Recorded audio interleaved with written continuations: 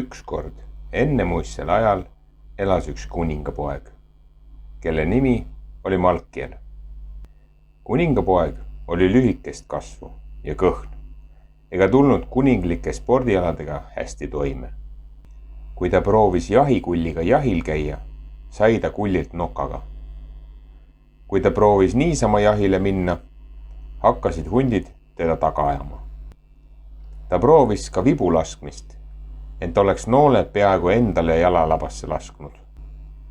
Miski ei tulnud tal välja nii nagu tarvis, kuid kuningapoeg Malklielile meeldis vaadata piigivõitlusturniire, kus kaks rüütlit hobustel tormasid piike eest hoides teineteisele vastu ning katsusid vastast hobuse seljast maha tõugata.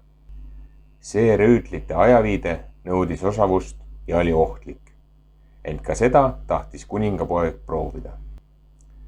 Kuningapoeg Malkliel läks oma isa kuninga juurde. Mida ma pean tegema, et minust saaks uhke rüütel, küsis ta isalt.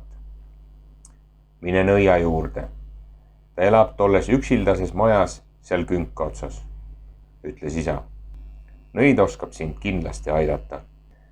Kuningapoeg Malkliel sammus üksiku kivimaja poole, arvates, et kohtab seal mingit vanamoori.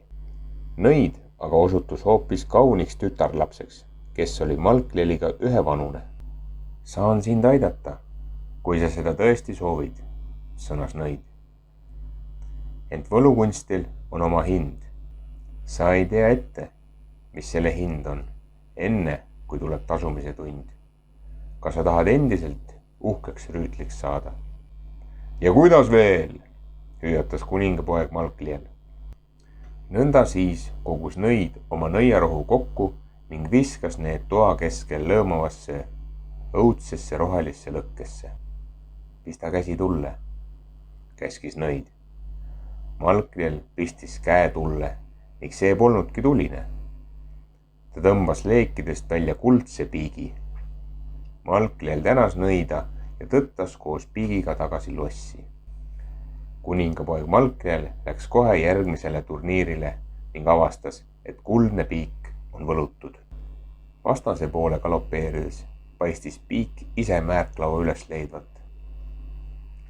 Peagi hüüdsid kõik kuningapojale hurraa, ent keegi ei teadnud tema kuldse piigi saladust. Kuningapoeg pani oma hobust parajasti järgmiseks võistluseks valmis, kui ligi ratsutas üks kummaline rüütel. Rüütlil oli seljas kullast raudrüü, mis päikese käes sätendas.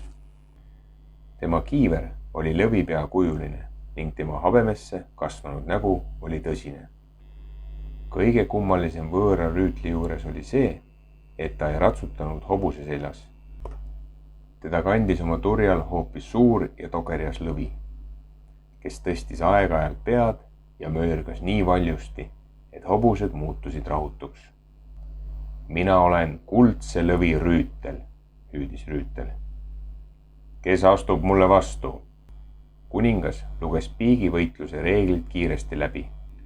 Reeglites pole kirjas, et lõvi seljas ratsutav rüütel ei tohi võidelda, ütles ta oma rüütlitele. Võite ta väljakutse vastu võtta. Kuninga rüütlid tormasid üksteise järel võitlusse kuldse lõvi rüütliga. Rüütli metsik lõvi ajas hobustele hirmunahka, nii et nad ei suutnud otse galoppi lasta. Kuldse lõvi rüütel lõi vastastel piigid nagu õllekõrred käest ning virutas nad kõik sadulast maha. Kui keegi mind ei alista, olen mina turniiri võitja, kõmistas kuldse lõvi rüütel. Oota, ütles kuningapoeg Malkliel vaikselt.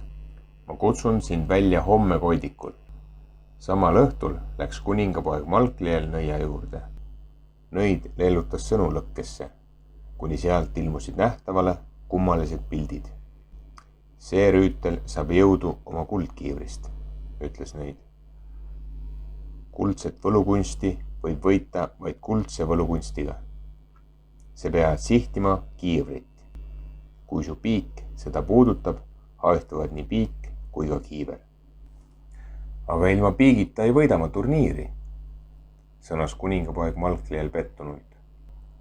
Ma ütlesin, et kõigel on oma hind, vastas nõid. Enne päikesetõusu pani kuningapoeg raudrüü selga, saduldas ratsu ning haaras piigi kätte. Nüüd oli ta valmis ja ootas. Kui päike küngaste kohale kerkis, ilmus välja kuldne rüütel oma togerjal loomal. Kas sööndad endiselt mind välja kutsuda? Müristas rüütel. Kuningapoeg Malkliel noogutas. Ta oli rääkimiseks liiga närvis. Kuningapoeg ja rüütel ratsutasid pealtvaatajate pilkude all teineteisele lähemale. Kuningapoja hobune oli vapper ning kappas otse rüütli poole. Maapind lausa lendas kuningapoja ratsukappide alt läbi. Ta proovis kuldpiigiga rüütli kiivrit sihtida, ent piik ei kuulanud sõna. Ta tahtis rüütlit hoopis rindu lüüa. Malkliel surus kuldpiiki täiesti jõust ülespoole. Nüüd tabas piik napilt kiivriharja ning tõukas kiivri maha. Kuldse lõvi rüütel muutus. Uhkest lõvist oli saanud tavaline hobune ning rüütel ise ei näinud sugugi tugevam välja kui kuningapoeg Malkliel. See pole aus, hüüdis rüütel. Ent ma ei ole veel kaotanud. Sul on veel üks võimalus mind sadulast maha lüüa või olen mina turniiri võitnud. Pealtvaatajate sekka tulnud nõid andis Malkliele tavalise puustpiigi. Kas sa ütled mulle nüüd, et kuldpiik polnudki tegelikult üldse võlutud? Küsis kuningapoeg. Võib-olla oli see sinu kaval vemp ning mul oli tegelikult kogu aeg küllalt jõudu, et kuldse lõvi rüütlit võita. Ei, vastas nõid. Piik oli päriselt võlutud. Ahaa, sõnas Malkliel. Siis pole mul küll mingit lootust.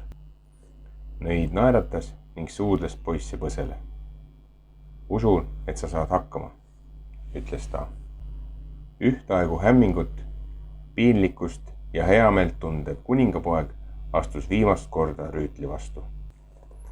Puust piik oli raske ja kohmakas, ent Malkliel hoidis seda kõvasti käes.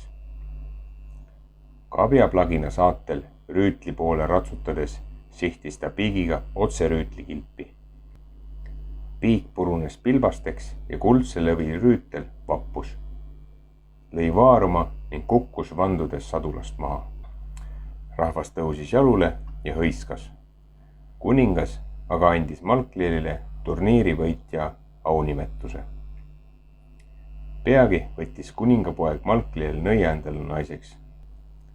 Nad elasid õnnelikult ning Malklielist sai suur ja vägev rüütel.